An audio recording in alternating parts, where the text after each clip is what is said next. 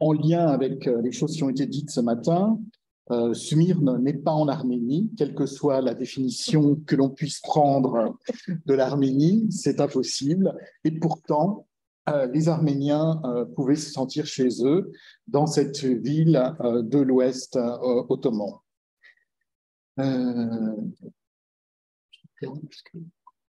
Cette carte qui s'est affichée, oui, cette carte nous montre bien que l'Empire ottoman est l'État au monde où il y avait le plus d'Arméniens, même si il était difficile de trouver un endroit où ils étaient encore absolument majoritaires. Néanmoins, les taches orangées nous indiquent ce qu'a pu être l'Arménie historique, se déplaçant du haut plateau vers la région cilicienne que nous avons évoquée ce matin également. Alors comment les Arméniens qui sont relativement mobiles depuis la chute d'Ani, pratiquement dans la même période de temps que la chute de Manzikert, comment les Arméniens, néanmoins, arrivent à Vienne. Ah, Sigmund. Décidément, il est tard. Comment ils arrivent à Vienne aussi. Comment arrivent-ils à Smyrne? Alors, globalement, en plusieurs étapes, et la première serait, et là j'emploierai moi le conditionnel car je ne suis pas expert en ces matières, la chute du royaume arménien de Cilicie. Donc nous savons que la Cilicie a rempli la fonction d'Arménie pendant à peu près 200 ans. Et quand celle-ci disparaît, elle est conquise par les Mamelouks égyptiens, un certain nombre de personnes auraient migré jusqu'à Smyrne.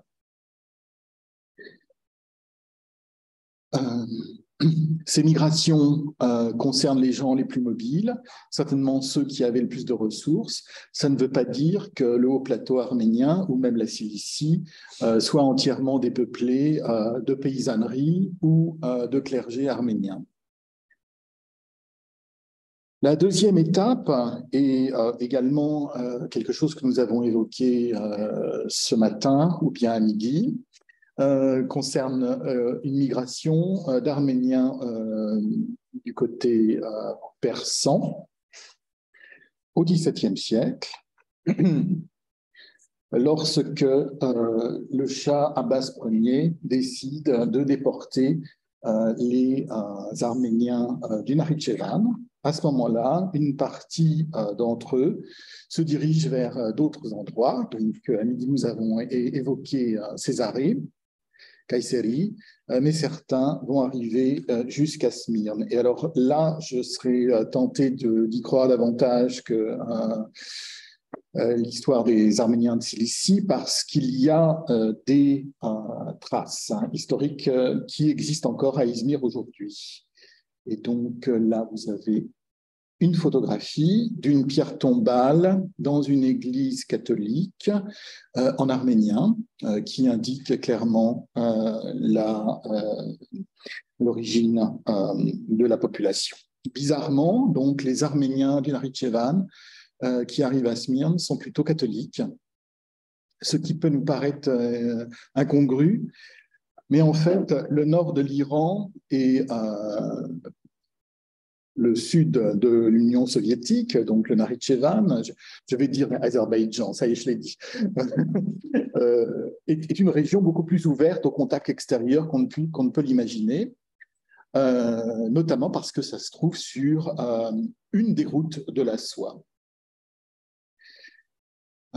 Et en fait, bien sûr, ils changent complètement de lieu de résidence, mais ils vont garder les mêmes activités commerciales, tant à Julfa qu'à Smyrne. Donc Julfa était un endroit tout à fait important dans l'histoire arménienne. Il y avait un très grand cimetière arménien médiéval donc avec de nouvelles tombes jusqu'à l'expulsion par Abbas. Mais ce cimetière n'existe plus, il a été détruit par l'Azerbaïdjan dernièrement.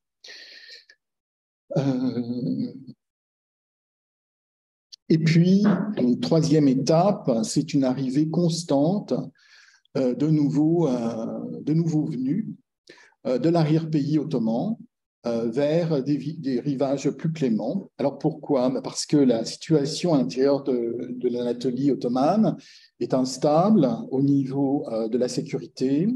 Il y a des révoltes qu'on appelle Djelali, il y a également le problème de cohabitation avec les Kurdes, et puis l'enfermement intérieur nuit aux activités économiques, alors que, en tout cas au long du XIXe siècle, la population arménienne a relativement accès à la médecine et connaît un développement démographique important.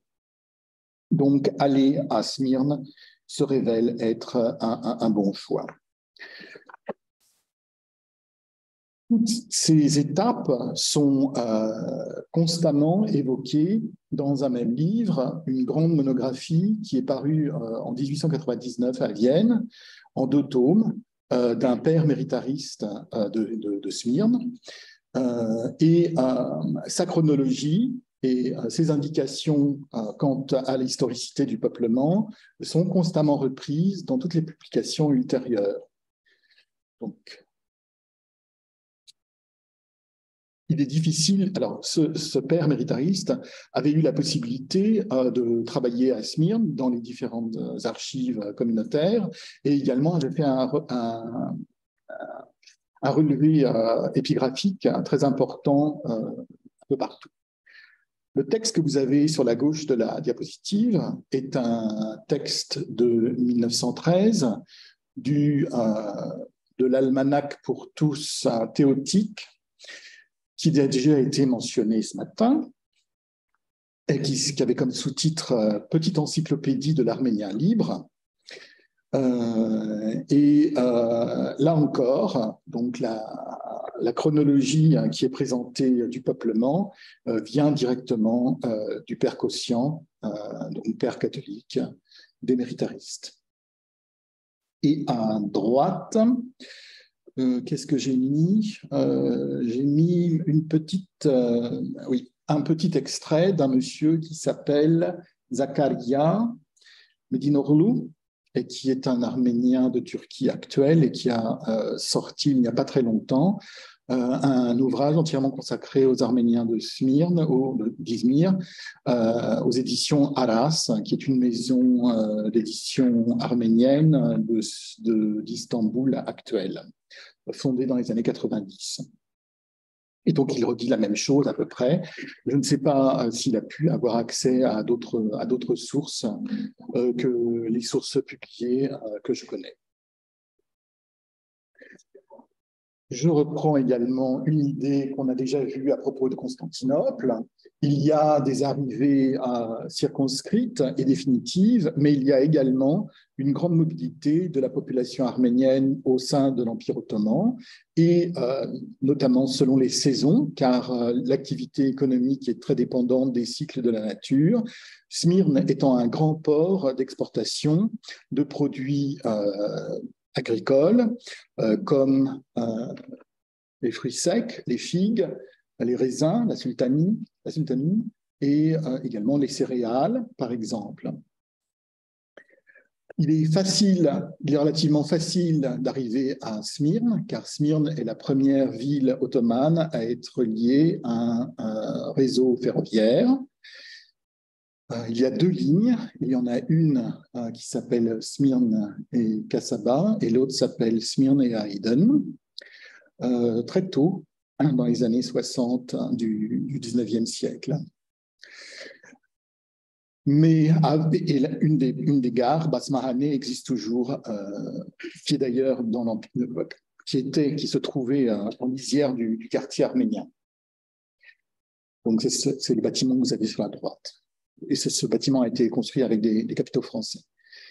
Par ailleurs, bien sûr, Smyrne a toujours été une tête de pont, le point d'aboutissement de caravanes de chameaux. Et donc là, vous avez un pont qui s'appelle le pont des caravanes. Donc c'est inscrit, mais en turc aussi, c'est inscrit dans la toponymie même des lieux.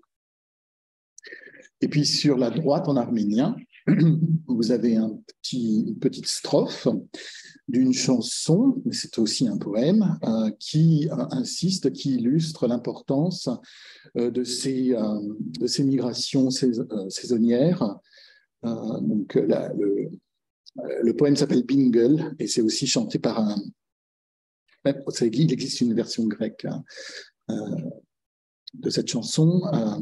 Ici, vous avez Haki Razian qui la chante en arménien. Et comme il collabore avec les artistes grecs, il y a également une version grecque. Comme l'a dit mon collègue Vasquen ce matin, Panturtutun, c'est Panturt, c'est évidemment, et comme le dit également le mot turc d'origine arabe, Gurbet, c'est partir, partir vers l'Occident, et c'est ne pas être à sa place, et c'est souffrir de cet état de fait, d'être parti de l'endroit où normalement on est né. Néanmoins, cette présence de jeunes hommes sans famille et voués aux tâches les moins bien rémunérées a des conséquences sur l'inscription de Smyrne dans le monde arménien, et on verra tout à l'heure des conséquences politiques de ces choses-là. Alors, Smyrne ne fait pas que recevoir des Arméniens, car en fait, la population arménienne à Smyrne, alors que la population globale croît, la population arménienne est plutôt stagnante, de 8 à 10 000, surtout le 19e siècle. Elle va augmenter de façon significative au XXe siècle, et notamment après la Première Guerre mondiale, puisqu'elle va accueillir beaucoup de réfugiés, de survivants de l'intérieur. Mais sur le 19e siècle, on a l'impression d'une stabilité, mais c'est une fausse stabilité, puisqu'il y a beaucoup de gens qui arrivent, mais il y a aussi beaucoup de gens qui en partent. Alors, une des raisons Alors, je ne suis pas très content de mon montage, je vais vous dire pourquoi. Parce que j'ai forcé les sources. J'aurais aimé vous montrer peut-être une page réelle d'un annuaire de 1920. Avant, ça aurait peut-être été très différent, parce qu'on aurait vu des noms autres qu'arméniens. Donc, dans un espèce d'élan arménophile, j'ai voulu vous montrer que les Arméniens étaient très présents dans le commerce, et j'ai fait un collage de petites annonces uniquement arméniennes. Alors, il y a des grandes familles commerçantes qui établissent des succursales à l'extérieur de Smyrne et qui peuvent ainsi importer, exporter plus facilement. Un des lieux de correspondance, donc il y a Manchester en Angleterre, il y a Marseille en France, évidemment, et par exemple Alexandrie. Les familles qui ont ainsi un pied à l'extérieur ont des revenus évidemment tout à fait importants, et ces revenus importants donnent accès à l'éducation. Donc par exemple chez les Spartali, qui commercent dans le tapis. Alors ça, c'est très intéressant parce que c'est le seul produit avec une haute valeur ajoutée que l'Empire ottoman exporte, pratiquement. Donc on est à un niveau au-dessus par rapport aux fruits secs que j'avais évoqués ou aux denrées agricoles. Donc la famille Spartali a des avocats, elle a des médecins également, et l'éducation plus les revenus économiques permettent également d'entrer dans le jeu politique quand celui-ci s'ouvre. Je veux parler du rétablissement de la Constitution en 1908. Et puis donc ça c'est pour la partie gauche de ma diapositive, et sur la partie droite vous avez des noms importants comme Iplikjan. Alors Iplikjan est dans le commerce du textile, et Iplik veut dire fil en turc. Voilà, donc des fortunes importantes également. Et ces gens ont un pied à l'extérieur aussi. On peut immigrer de façon définitive. Alors là, vous avez une famille très importante sur la gauche, les Nouvarianes, qui se mettent au service de l'Égypte qui est en train de sortir du giron ottoman. Et ce qui est intéressant, c'est que ces gens sont à la fois actifs dans les affaires égyptiennes, mais restent également actifs dans les affaires arméniennes. Donc, Noubar Pacha, né à Smyrne, mourra à Paris. Il a été Premier ministre du Régif, carrément. Après une brillante carrière, notamment dans la diplomatie égyptienne, dans les débuts de la diplomatie égyptienne contemporaine. Et son fils est un monsieur important, Boros Noubar Pacha, car il va être également président de la délégation arménienne à la conférence de la paix en 1918 et les années suivantes à Paris. Il a également laissé un legs très important, puisque une des plus importantes bibliothèques arméniennes hors d'Arménie se trouve à Paris grâce à lui. C'est la bibliothèque Noubar qui a été évoquée ce matin également.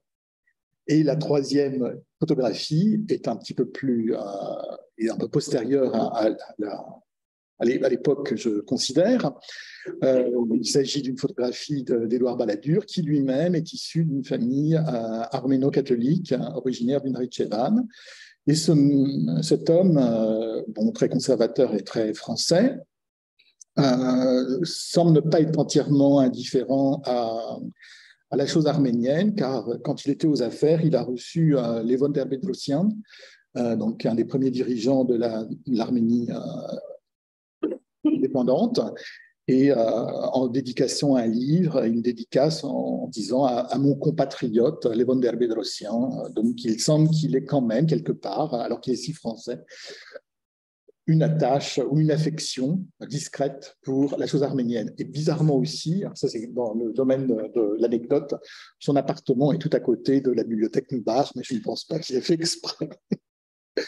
Donc c'est en plein 16e arrondissement, donc je pense qu'on a une image un peu misérabiliste des Arméniens. Eh bien, la bibliothèque Noubar et M. Balladur sont des contre-exemples de cette image.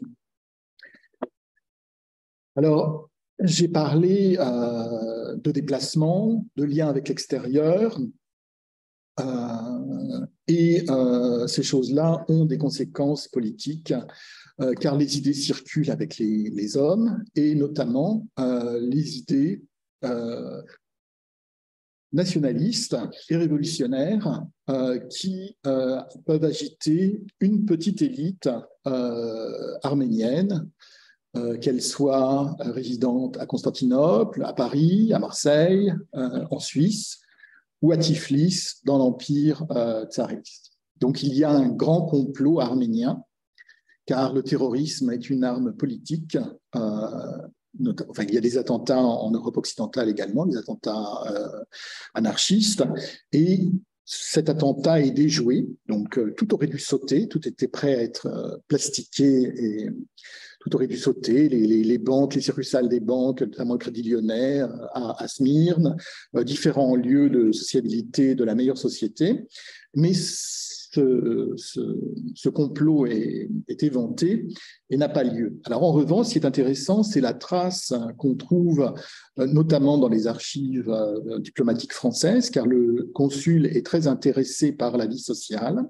Il est aussi sûrement impressionné par l'ampleur du projet, horrifié, car évidemment, Paul Blanc avait affaire à la meilleure société de Smyrne. S'il avait des contacts avec les Arméniens, c'était des Arméniens qui n'étaient certainement pas révolutionnaires, et donc par contraste, il met un point d'honneur à écrire des rapports sur la catastrophe qui a été évitée. Et donc on voit que des gens de l'extérieur, des organisations avec des sièges à l'extérieur ont été actives et trouvent également dans la population smyrniote arménienne des relais. Donc, ce genre d'idée avait aussi un impact sur certaines catégories sociales qui étaient disponibles à cela. Parmi peut-être le prolétariat peu attaché à l'endroit, également parmi les intellectuels, les professeurs d'arménien par exemple. Que puis-je dire d'autre à ce propos? C'est une façon pour Smyrne. Alors, Smyrne, alors oui, ce qui est intéressant, c'est que ni les autorités ottomanes, ni les diplomates français ne savent identifier exactement de quoi il s'agit. Donc, on se trompe de nom. On les appelle Hunchak, en fait, ce sont des Tachnak. Donc, ils apprennent vraiment petit à petit de quoi ils retournent. Et alors, bon, évidemment, moi, je viens bien longtemps après, et j'ai aussi accès à ce qui a été publié par le parti Tachnak Sotyun, qui existe toujours, donc la Fédération révolutionnaire arménienne, qui fait état, en effet, des activités politiques dans l'Empire ottoman, à Smyrne, et on peut confronter les deux versions. Alors, il y a un certain mépris de la part des nationalistes pour ces villes de l'Ouest ottoman. Et donc, par exemple, Smyrne est considérée comme une mine d'or. Donc, son nom de code dans la correspondance du parti, c'est Voskehank. Et on imagine bien que c'est un endroit où il y a des Arméniens riches qu'on va peut-être malmener pour qu'ils payent un impôt révolutionnaire, par exemple. Et on n'a pas de problème de conscience pour faire sauter des bâtiments, plusieurs bâtiments entiers, s'il le faut, éventuellement en faisant des victimes arméniennes locales. Ça, c'est la logique du terrorisme quand on décide d'employer la violence politique. Alors, Smyrne n'est pas que... Alors, cette polarisation nationaliste politique est certainement très minoritaire, comme l'a dit Basken, et penser l'histoire arménienne ottomane uniquement à ce prisme nous empêche de voir d'autres choses. Alors, quelles sont ces autres choses? Le rayonnement d'un centre démographiquement mineur, mais qualitativement extrêmement productif, qui est capable de fonder des écoles, à la fois dans le cadre apostolique, grégorien apostolique, donc traditionnel christianisme préchalcédonien, avec de beaux bâtiments, avec des professeurs très bien formés, avec une palette de langues, par exemple, enseignées tout à fait impressionnante, également pouvant bénéficier de l'action de cet ordre monastique arménien catholique, les méritaristes, qui s'installent même avant la formalisation de l'éducation arménienne grégorienne. Alors, il y a aussi une industrie arménienne tout à fait importante, c'est la fondation d'orphelinats, notamment vers la fin de l'Empire ottoman. Il y a des orphelinats arméniens à Smyrne et il y a des orphelins arméniens dans les orphelinats non arméniens de Smyrne. Donc, c'est vraiment une denrée tout à fait commune. Il y en a chez les protestants, même chez les Allemands. Il y a des missionnaires allemandes à Smyrne qui s'appellent les diaconesses de Kaiserswerth. Et en fait, elles maintiennent leur école allemande grâce à la présence d'orphelins arméniens après 1894-1896, c'est-à-dire après les massacres arméniens de l'intérieur. Smyrne n'est pas touchée par les massacres hamidiens et Smyrne ne sera presque pas touchée par le génocide de 1915. Et en fait, en 1918, dans l'Empire ottoman, restent deux grandes communautés arméniennes relativement riches et bien organisées, celle de Constantinople et celle de Smyrne, pour un temps, bien sûr. Un autre élément de rayonnement de Smyrne sur le monde arménien, c'est l'offre en termes de médias, donc de la presse à l'époque, et le périodique Arevelian Mamoul, presse de l'Orient, est un média fondamental dans la vie arménienne. Il y a une collection complète de ce périodique à la bibliothèque Nubar à Paris. Donc voilà les trois idées que je voulais présenter. Smyrne, alors ça a à voir avec la presse, Smyrne est un lieu très important de traduction vers l'arménien comme langue en train d'être standardisée en arménien occidental. Donc il y a deux standards dans la langue arménienne, pour la langue arménienne contemporaine. Il y a le standard oriental qui est fixé à Tiflis dans l'Empire tsariste, et il y a un standard occidental qui est fixé entre Smyrne, la première partie du XIXe siècle, et Constantinople à la fin du XIXe siècle. Nous avons ici le début et la fin du catalogue des traductions en arménien de la maison d'Édéian. Donc, c'est une maison d'édition, une imprimerie tout à fait importante à Smyrne. Elle publie aussi en français. Donc, ici, c'est juste la liste des ouvrages traduits vers l'arménien, le début et la fin de la liste. Et cette famille d'Édéian est connue en France. Donc, les gens sont partis, les Dédéians en 1919 comprennent que vraisemblablement il n'est pas bon de rester sur ces rivages et émigrent à Paris en pouvant transférer, je pense, une bonne partie de leurs avoirs. Alors c'est une famille qui ne faisait pas que dans les activités culturelles, ils étaient aussi partie liée à une compagnie d'exportation de tapis, Oriental Carpet.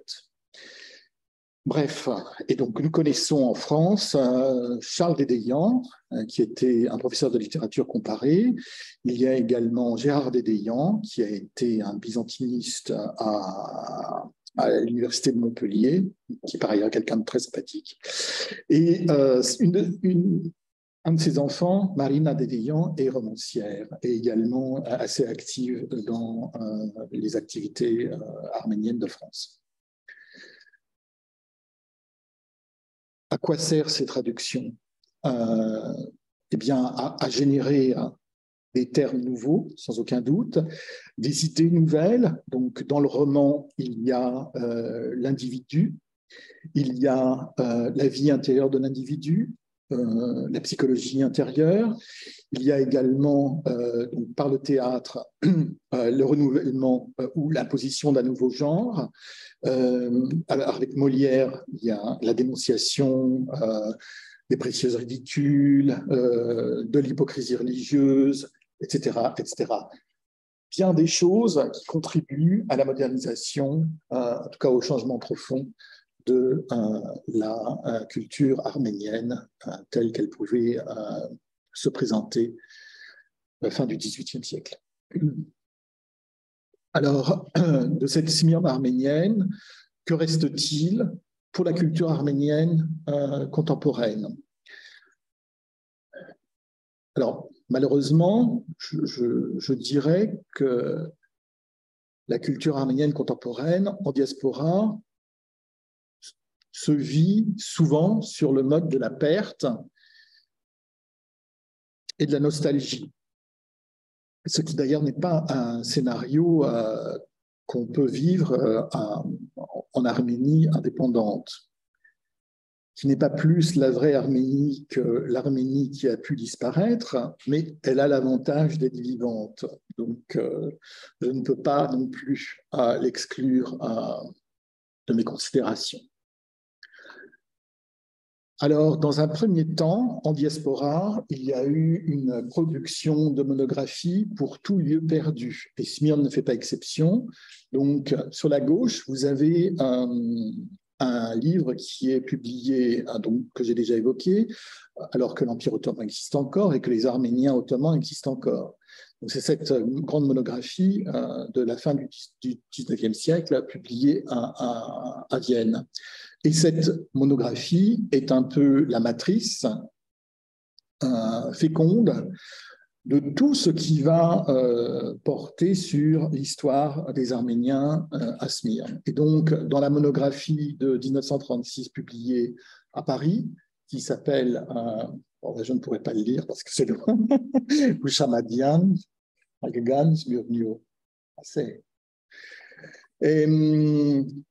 Alors, oui, donc tout ce qui est historique provient de la monographie de départ.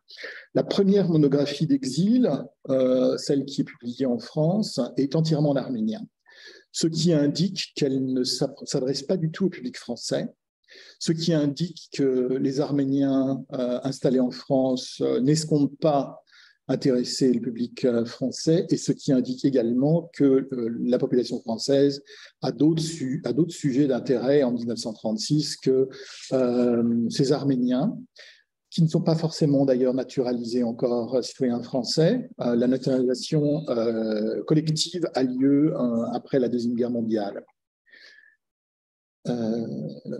Donc, c'est une espèce de publication à usage interne. Et la deuxième est publiée à New York en 1961, et elle est déjà bilingue. Alors, ça, c'est intéressant, sur les transformations culturelles des Arméniens en diaspora, évidemment. Surtout dans les pays comme les États-Unis ou la France, où il n'y a pas de politique d'encouragement au maintien de la langue d'origine, avec quelques bémols peut-être pour l'époque contemporaine, qui appellerait beaucoup de commentaires. Et donc, les gens s'assimilent culturellement, au moins en partie, pour pouvoir fonctionner dans les sociétés qui les accueillent, ce qui d'ailleurs est une excellente chose pour leur survie matérielle. Et donc, en 1961, vraisemblablement, on n'escompte pas, on n'attend pas des jeunes Arméniens, certes d'origine ottomane, mais naissant ou étant nés dans les années 40 aux États-Unis, qu'ils parlent arménien suffisamment bien pour lire une monographie entière en arménien. Ce qui aussi permet à des non-arméniens des États-Unis d'avoir accès à ce genre d'informations si cela les intéresse. Et on sait que, en tout cas au niveau du discours, le monde anglo-saxon est très friand des ethnicités réelles ou imaginées. Donc ça, c'est pour les parutions d'ouvrages. Je n'ai pas mentionné les ouvrages savants.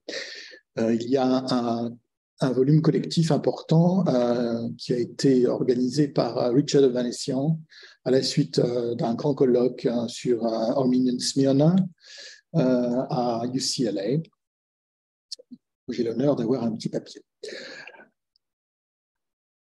Alors, parallèlement, lors de commémoration de la chute de la Smyrne grecque en septembre 1922 et de sa destruction par un incendie volontaire, il y a dans la presse arménienne des échos de cette destruction d'une des dernières communautés arméniennes ottomanes organisées. Alors, je vais apporter deux exemples. Un exemple en arménien, qui était publié pour le cinquantenaire en 1972 à Paris, dans Harach. Donc, c'est un long feuilleton d'un ancien smyrniote arménien. Pareil, pour tout ce qui est du domaine historique, il s'inspire beaucoup de la grande monographie de la fin du 19e siècle du père Kosian. Et puis, plus récemment, en Grèce, donc il y a plusieurs publications de presse en arménien, Nor Ashrar, qui est hebdomadaire, mais il y a également Azador, qui appartient au parti Tashnak. Mais donc ça c'est en arménien, et il y a également Armenica, qui est un périodique, je pense qu'il est trimestriel, ou à peu près. Et donc dans Armenica, il y a un volume entier consacré à la disparition de la Smyrne chrétienne. Ce qui est intéressant dans le contexte grec, c'est que l'intérêt des Arméniens pour leur passé smyrniote entre évidemment en résonance avec l'intérêt qu'ont les Grecs, citoyens grecs d'origine non arménienne, qui sont nettement plus nombreux. Il y a dans cet intérêt commun pour une ville commune, il y a comme une espèce de communion et d'intégration culturelle des Arméniens de Grèce par rapport au reste. Je voudrais revenir sur la diapositive précédente parce que j'ai écrit des choses en haut de la diapositive que je n'ai pas développées à l'oral. Donc, dans la diaspora, dans l'exil, moi je connais un petit peu le milieu d'Alep et de Beyrouth, mais je sais que c'était pareil en France dans les années 30, 40, jusqu'à la Deuxième Guerre mondiale. Les gens se regroupaient en associations compatriotiques. Et Vasquen a évoqué déjà, dans le cadre ottoman, pendant le 19e siècle, la fonction de regroupement compatriotique, à Istanbul ou à Izmir. Eh bien, donc, en diaspora, c'est la même chose. Et chaque union compatriotique, chaque association compatriotique va se donner comme but de publier une monographie mémoriale du lieu qui a été quitté. Et donc, dans une bibliothèque arménienne, vous pouvez voir une espèce d'archipel de lieux qui pouvaient appartenir à une Arménie occidentale réelle ou imaginée, et donc qui n'existe plus sur place, où il n'y a que des ruines, et des ruines qui sont généralement maltraitées par l'État turc contemporain, mais il y a un pendant symbolique en papier et en arménien la plupart du temps.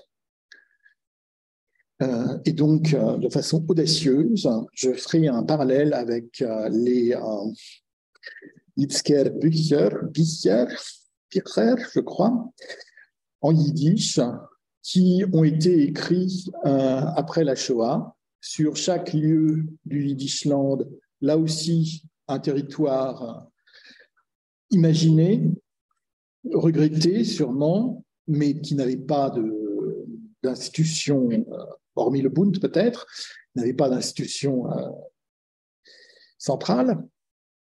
Eh bien, je vois entre ces deux collections de livres mémoriels ou mémoriaux une analogie frappante et qui n'est pas la moindre entre les deux populations qui nous intéressent. Je vous remercie pour votre attention.